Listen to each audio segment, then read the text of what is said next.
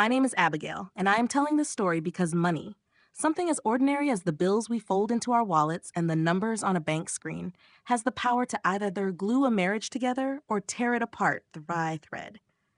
For years, I believed that love would be enough, that late night whispers in the dark and promises spoken over kitchen coffee were stronger than any credit card statement. I was wrong. What happened in my marriage was not an explosion all at once, but a slow, grinding unraveling. It began with tiny choices, innocent at first, that grew into fault lines. And one evening, a single sentence shattered the illusion I had been holding on to for years. It was a Tuesday night, the kind of night that should have been quiet and ordinary. I had just returned home from work, shoes slipping off my sore feet as I dropped my purse by the door. The clock above the television read 7:42 p.m., and I could hear the faint hum of the dishwasher running in the kitchen. My husband, Daniel, sat at the dining table with his laptop open, receipts scattered like fallen leaves across the wood surface. His forehead was creased, his jaw tense, and when I walked in, he didn't look up right away. I remember thinking, almost with a sigh of relief, that maybe he was finally checking our finances, finally taking interest in the numbers that had been pressing down on me alone for months. But when he lifted his head, his eyes sharp behind his glasses, the words he spoke froze me in place. "You spend money like this, Abigail, and will never own a house. Not in 5 years, not in 10, maybe never." The words were not shouted. They were delivered flat, cool, like a doctor explaining a terminal diagnosis. But their weight hit me harder than any scream. I blinked once, twice, my hand still resting on the strap of my purse. My chest tightened, my throat felt raw, and my cheeks flushed, as though someone had poured boiling water over them. For a moment, I could not even breathe. I wanted to argue, to snap back with the truth of all the sacrifices I had made, but my lips betrayed me. They stayed sealed, pressed into a line. I only managed to swallow hard and step farther into the room. From the outside, maybe I looked calm. I even pulled out a chair and sat across from him, my face carefully blank. But inside, a storm was tearing through me. His accusation was not just about money. It was about trust, about love, about the foundation of everything we had built since the day we said "I do." His words replayed in my head again and again, sharp and unrelenting. "You spend money like this. We'll never own a house." I forced myself to nod, even managed a small smile, as though conceding to his point. But inside, a different voice was whispering. "Is this what our marriage has come to? Ledger sheets and blame?" That night, long after he closed his laptop and went to bed, I sat in the living room in the dim glow of the lamp, staring at my phone. My thumb hovered over the banking app, the numbers staring back at me cold and unforgiving. My heartbeat echoed in my ears as I scrolled through the accounts. One by one, I tapped through them until I reached the account I had kept quietly, almost secretly, since before we were married. It wasn't much, just a sum scraped together from overtime shifts and careful saving, but it was mine. Without hesitating, I moved the funds into a new space, one Daniel didn't know existed. It was a small act of rebellion, silent, invisible, but it was also the first step toward something I hadn't yet admitted to myself, that I was preparing for war. I wish I could tell you that his words were a surprise, that they came out of nowhere like a stray bolt of lightning in a clear sky. But that would be a lie. If I am being honest, the warning signs had been flickering for years, like a faulty bulb in a hallway no one bothers to fix. There had been snide remarks during grocery runs, tight smiles at holiday dinners when I suggested gifts for his parents, and cold silences whenever unexpected bills arrived in the mail. Still, I convinced myself it was normal. Don't all couples fight about money? Isn't it practically a cliché, something sitcoms joke about, but no one takes seriously? But this was not a joke. This was not harmless bickering. This was the beginning of a fracture so deep it would split us apart. Sitting there that night, the glow of my phone screen painting pale light across my face, I realized something terrifying. This wasn't just about money. It was about control. It was about who got to decide what mattered, whose priorities would lead our lives. His words had been a judgment, a verdict, not a conversation. And my silence had been the gavel that sealed it. I felt my pulse quicken, my fingers trembling as I locked my phone and set it face down on the table. My body was betraying me, my heart hammering against my ribs, sweat collecting at the nape of my neck even though the room was cool. I leaned back into the couch cushions, closing my eyes, imagining for a moment that this was just stress, that tomorrow things would feel lighter. But deep down, I knew. Something irreversible had been set in motion. What I did not know that night was how quickly one hidden transfer, one secret account, would spiral into battles neither of us could win. I did not know that the story of our marriage would no longer be written in late-night laughter or anniversary dinners, but in bank statements, attorney letters, and whispered accusations that cut deeper than any knife. And yet, even in that moment, part of me clung to hope. Maybe he would wake up tomorrow and apologize. Maybe he would admit that his words had been too sharp, that he was tired from work. Maybe we could sit down over coffee and start fresh, rebuild the trust that had been splintered. I told myself that because I needed to believe it. I needed to believe we were not already drifting toward an edge we could not step back from. The morning after Daniel's cold words, sunlight streamed through the blinds, cutting thin golden lines across the floor. I stood in the kitchen pouring coffee, my hands trembling slightly as the stream filled the mug. Daniel moved around quietly, dressed in his navy suit, adjusting his tie with quick, practiced motions. He kissed me on the cheek, a light brush so faint it could have been mistaken for politeness rather than affection, then left for work without mentioning the night before. His silence should have comforted me, but instead, it felt like another weight pressing onto my chest. That was when the memories started surfacing, reminders of all the small cracks that had been forming long before last night's blow. The truth is, money had always been a quiet intruder in our marriage, slipping in through unguarded doors and settling into corners where love once lived.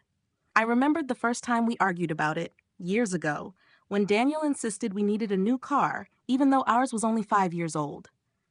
"It's safer, Abigail," he had said, standing in the dealership lot under the harsh fluorescent lights.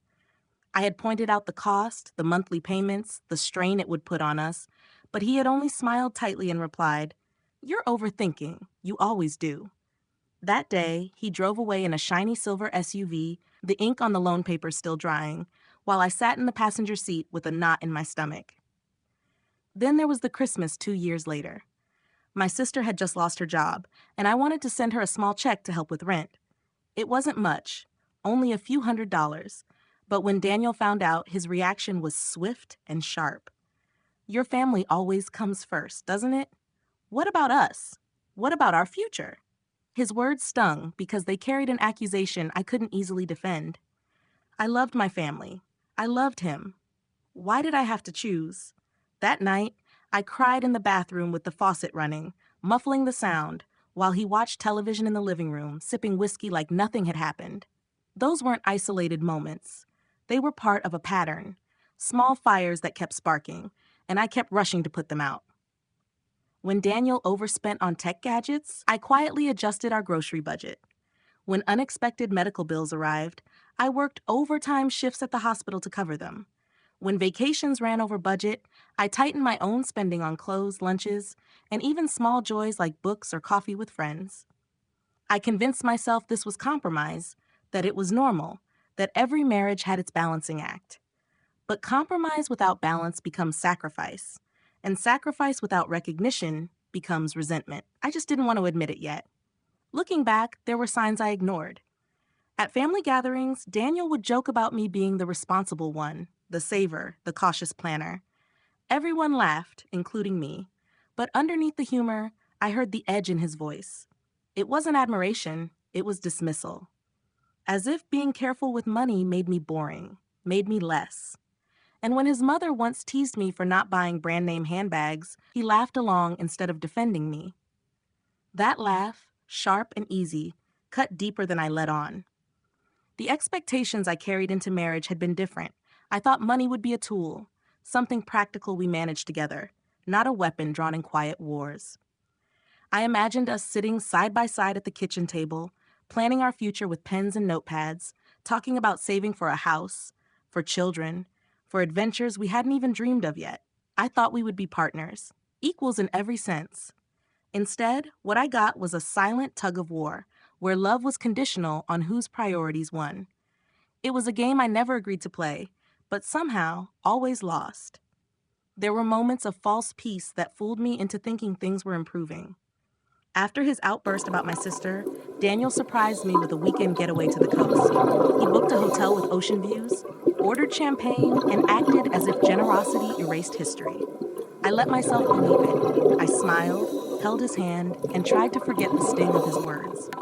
But deep down, I knew gestures don't fix patterns. They only cover them, like paint over cracked walls that will eventually split again.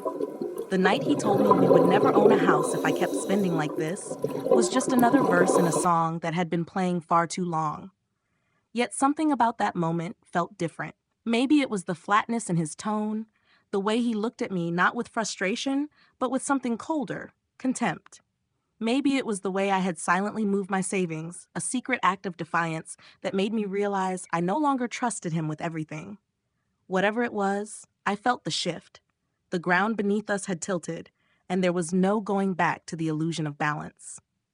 As I stood at the sink that morning, coffee warming my palms, I replayed all those years of compromise disguised as love. Every time I swallowed my protests, every time I traded my peace of mind for temporary harmony, every time I convinced myself we were stronger than this. I could almost hear the echo of my own voice, reassuring myself in the past. It's just money. You'll work harder.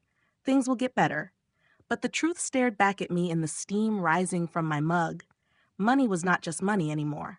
It was the language of our marriage, and right now it was speaking louder than love. What I didn't realize then was that the battles to come would be public, messy, and unavoidable. What had once been whispered in kitchens would soon be shouted in front of family. And one day, Daniel's words would no longer just wound me. They would force me to make a choice that would change everything. 2 weeks after that Tuesday night, Daniel and I attended a family dinner at his parents' house. I had been dreading it all week, my stomach twisting tighter with each passing day. His parents lived in a spacious colonial-style home, the kind with spotless white siding and a manicured lawn that seemed to compete with every neighbor on the block. Inside, the dining room was set with polished silverware and plates that looked like they belonged in a showroom. The long oak table glowed under a chandelier, and the smell of roasted chicken and garlic bread drifted through the air. To anyone else, it probably felt warm and inviting. To me, it felt like a stage, and I already knew my role. Daniel sat at the head of the table, his father on one side, his mother bustling around, pouring wine into crystal glasses. His sister Rebecca arrived late, breezing in with laughter and shopping bags still dangling from her wrist. Everyone was cheerful, talking about vacations, promotions, and Rebecca's new apartment downtown. For a while, I kept my smile in place, sipping my water, trying to convince myself this would be just another dinner. But beneath the clinking of forks and the polite chatter, I felt the tension humming like a low electric current. I knew something was coming, and I wasn't wrong. It happened between the main course and dessert. Daniel's mother leaned forward, smiling sweetly, and asked if we were saving for a house yet. I froze for a second, my fork hovering above the plate. Daniel answered before I could speak. "We would be, Mom," he said, his voice loud enough for everyone to hear, "but Abigail's spending makes it impossible." His tone was casual, almost lighthearted, but every word sliced through me like glass. The table went silent for a beat, and then his father chuckled as if Daniel had just made a clever joke. Rebecca smirked and muttered, "Well, that doesn't surprise me." The heat rushed up my neck, my pulse thundering in my ears. I forced myself to place the fork gently on the plate instead of throwing it across the table. On the outside, I stayed composed, my lips curled into a polite smile, but inside I was unraveling. My hands clenched so tight in my lap that my nails left marks on my skin.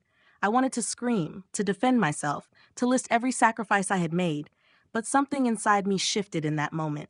If Daniel wanted to humiliate me in front of his family, then he was about to learn what it felt like when I stopped staying silent. I leaned back in my chair, my voice calm but steady. "If that's how you see it, Daniel," I said, meeting his eyes across the table, "then from now on, you can handle the finances yourself. Every dollar I earn will stay in my account. You can save for the house however you like, on your own." The words were quiet, almost gentle, but the air in the room changed instantly. His mother's smile faltered, his father's fork froze halfway to his mouth, and Rebecca's eyes widened with delight at the drama unfolding. But it was Daniel's face that I focused on. His jaw tightened, his lips parted as if to argue, but no words came. I didn't look away. I wanted him to see that I wasn't backing down, not this time. The silence stretched so long that I could hear the faint ticking of the grandfather clock in the hallway. Finally, Daniel cleared his throat and forced a laugh, trying to play it off as though I had been joking. "She's dramatic," he said to his parents, waving his hand like it was nothing. But I kept my gaze steady, and I think they all knew I wasn't joking at all. The rest of dinner passed in awkward fragments. Rebecca chattered about her job, his mother fussed over the dessert, his father made a few strained attempts at small talk, but the air never softened. I barely tasted the pie set in front of me. My chest felt hollow, my head light, as though I had finally spoken aloud something I had been holding inside for far too long. When the plates were cleared, I excused myself to the bathroom. I locked the door and braced my hands on the sink, staring at my reflection. My cheeks were flushed, my eyes bright with something I couldn't quite name. Anger, fear, maybe even relief. For the first time in years, I had said no. I had drawn a line. And though the tremor in my hands betrayed my nerves, deep inside I felt something I hadn't felt in a long time: control. Back at the table, the tension never eased. Daniel barely spoke to me on the drive home. The silence between us was thick, heavier than the car itself, and I knew he was furious. But I also knew something else. This wasn't just a small fight we would patch over in the morning. This was the beginning of a new war, one where the rules had changed. That night, lying in bed beside him while he scrolled angrily on his phone, I stared at the ceiling, wide awake. My mind replayed the moment at the table, the way his family had looked at me, the way my words had landed like a stone dropped in still water. I had always thought of myself as the one who kept peace, who smoothed things over. But maybe keeping peace had only meant erasing myself. And maybe, just maybe, this was the first time I had finally refused to disappear. I didn't know then how far Daniel would go to reclaim the control he felt slipping away. I didn't know that the battle over money would grow louder, spilling into every corner of our lives, dragging family and friends into the mess. But that night at his parents' table was the spark. And sparks, once lit, do not die quietly. The night after that family dinner, Daniel barely spoke to me. He moved around the house like a shadow, closing doors a little too hard, sighing loudly as if each breath carried the weight of betrayal. I tried to read in bed, the lamp casting a soft glow over the pages, but I could feel his silence pressing against me, louder than any argument. I waited for him to speak first. He didn't. And when I finally whispered, "Daniel, are you going to say anything?" He turned to me with eyes colder than I had ever seen. "You embarrassed me," he said flatly. "You humiliated me in front of my family." My hands tightened on the book in my lap. "I told the truth," I replied. My voice was quiet, but steady. His laugh was sharp, bitter. "You don't tell the truth at the dinner table, Abigail. You keep it together. You smile. You don't air our problems like dirty laundry." I wanted to shout back, to remind him he was the one who had started it, the one who had accused me first. But I stopped myself. The memory of his family's faces lingered in my mind. The shock, the judgment, the way Rebecca had smirked like she had been waiting for this moment all along. A war had started, and this was only the first battle. Over the next few days, the fallout grew heavier. Daniel's mother called, her voice dripping with controlled sweetness. "Abigail, dear, we're all worried about you. Maybe you're under too much stress. Money can make women emotional." I bit my tongue so hard I tasted blood. Emotional. That word had been thrown at me before, used like a weapon to dismiss, to belittle. I managed to answer politely, but the moment the call ended, I threw the phone onto the couch and buried my face in my hands. Then his father called Daniel directly, and I overheard their conversation through the thin walls of our house. "You can't let her run things, son," his father's voice boomed. "You're the man of the house. Take control before she ruins everything." I sat frozen in the living room, my heart pounding. It wasn't just between me and Daniel anymore. His whole family was leaning on him, pushing him to put me in my place. The tension at home became unbearable. Every decision, no matter how small, turned into a battlefield. Grocery shopping ended with accusations about prices. Utility bills became proof of my carelessness. Even simple dinners dissolved into silence, so thick I could barely swallow food. Nights stretched long with me staring at the ceiling, wondering how much more of myself I could give before there was nothing left. One Friday evening, the storm finally broke. Daniel came home late. His tie loosened, his face red with anger. He dropped his briefcase on the floor and pointed at me. "I checked the accounts," he said, his voice shaking with fury. "You moved money. You hid it from me." My throat went dry. I had forgotten for a moment about the transfer I had made that night weeks earlier. It hadn't been much, but to him, it was betrayal. I stood up slowly, meeting his eyes. Yes, I did, because I needed to protect myself. His face twisted, disbelief and rage blending together. "Protect yourself from me? I'm your husband." "Exactly," I said, my voice breaking but my spine straight. "And a husband shouldn't make his wife feel like a child asking for allowance. A husband shouldn't humiliate his wife in front of his family. A husband shouldn't make her feel like money matters more than respect." For a moment, the room felt like it had stopped breathing. Daniel's fists clenched at his sides, his chest rising and falling in quick bursts. I thought he might shout, slam a door, maybe even leave. Instead, he whispered, almost too quiet to hear, "If that's how you feel, then maybe we don't have a marriage at all." The words sank into me like ice water. My legs trembled, but I forced myself to stand still, my arms wrapped tightly across my chest. I wanted to scream, to beg him to take it back, but pride held me in place. Silence stretched between us, longer and longer, until finally he turned and stormed into the bedroom, slamming the door behind him. I stayed in the living room, staring at the spot where he had stood, my heart aching with a mixture of anger, grief, and something else. Resolve. That night, I realized this wasn't just about money. It was about dignity. It was about whether I was willing to keep shrinking until I disappeared completely. The next morning, his mother showed up at our door. She carried a tray of muffins like peace offerings, but her words were sharp. "Abigail, marriages only work when wives know their place. Don't throw yours away over pride." I almost laughed at the absurdity of it, but the sound caught in my throat. I simply stepped aside and let her see the tension in the house with her own eyes. Daniel barely looked at me while she fussed in the kitchen, pretending to clean dishes that were already spotless. When she left, Daniel finally spoke. "They think you're tearing this family apart."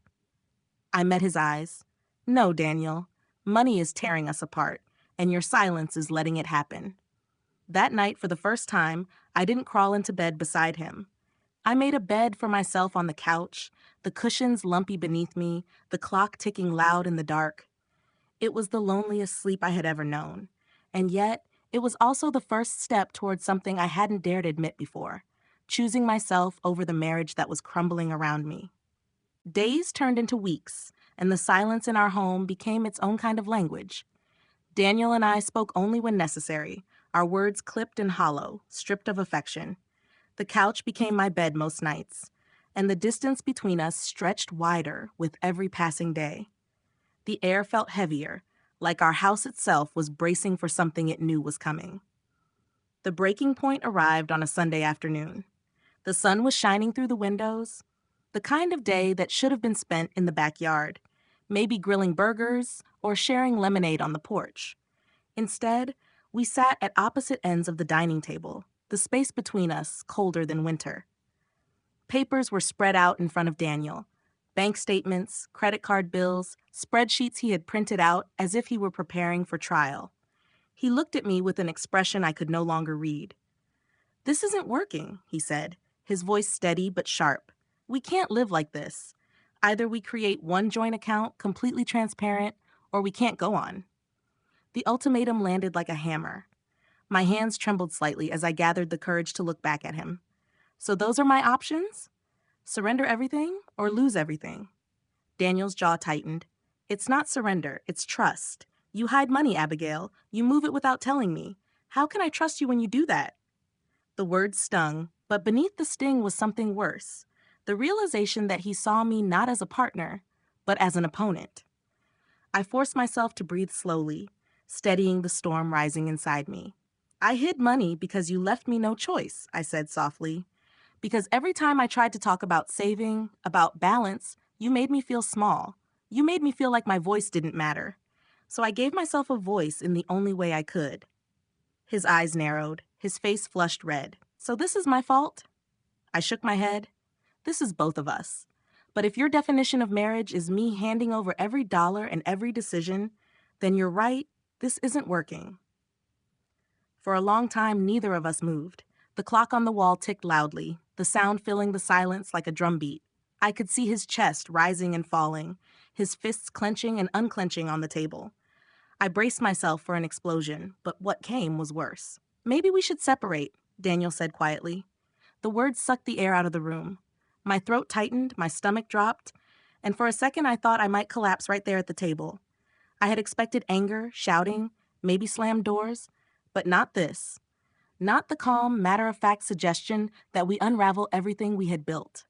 I stared at him, my lips parting but no sound coming out. Finally, I managed to whisper, "Is that what you want?" He looked away, his eyes fixed on the stack of papers as though they held the answer.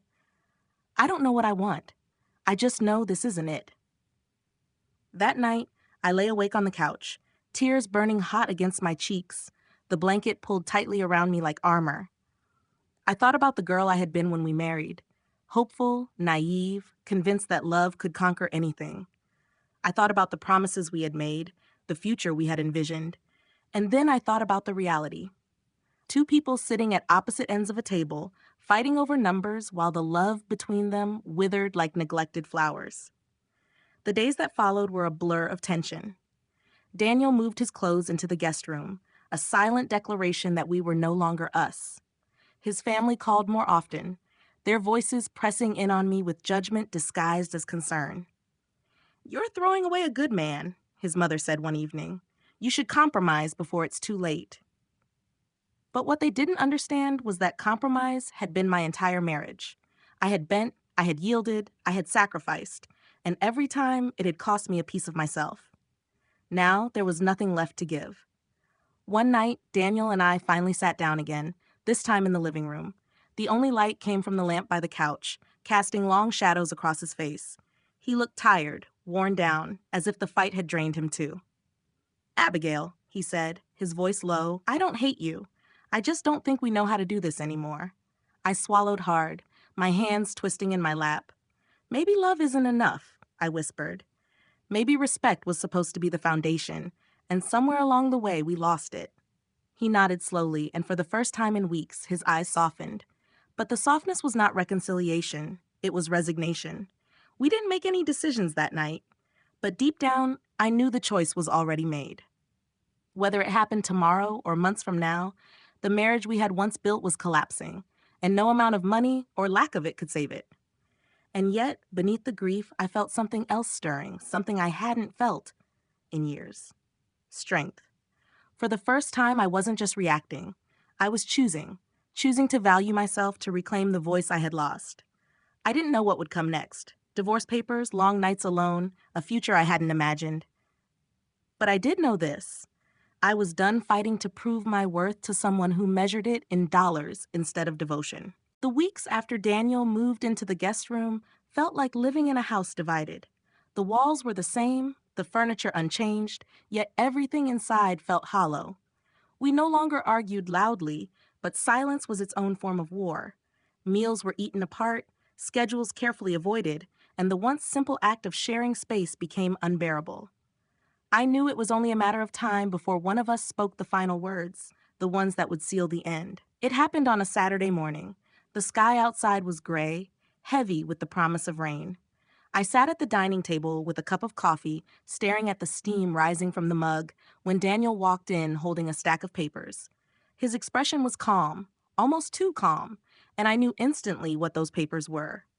"I think this is best for both of us," he said, sliding them across the table. Divorce papers. The moment I had dreaded and anticipated in equal measure was suddenly real. My hands shook as I picked them up, the weight of the pages heavier than any burden I had carried before. For a long time, I didn't speak. I just stared at the words, the official language that reduced our years together to legal terms and signatures. Finally, I looked up. Is this really what you want? I asked quietly. Daniel hesitated, then nodded. I don't see another way. And just like that, the fight was over. Not with screaming or slamming doors, but with quiet signatures on lines that felt like endings. That night, after he left to stay with a friend, I sat alone in the living room, the house unnaturally quiet. The silence no longer felt like war. It felt like grief. I thought about the early days of our marriage, about the dreams we once built together. I thought about the laughter that used to echo through these walls, the promises we once believed would last forever. And then I thought about how easily those promises crumbled when respect and trust disappeared. Money had not ruined us by itself. Money was only the stage on which the deeper cracks in our marriage played out. The real fracture was about power, about control, about the unwillingness to listen and the inability to value one another. Love without respect is fragile, and in our case, it shattered. In the weeks that followed, I began the slow work of rebuilding myself. I met with a lawyer, closed joint accounts, and started living on my own terms. At first, every step felt like walking on glass, sharp and painful.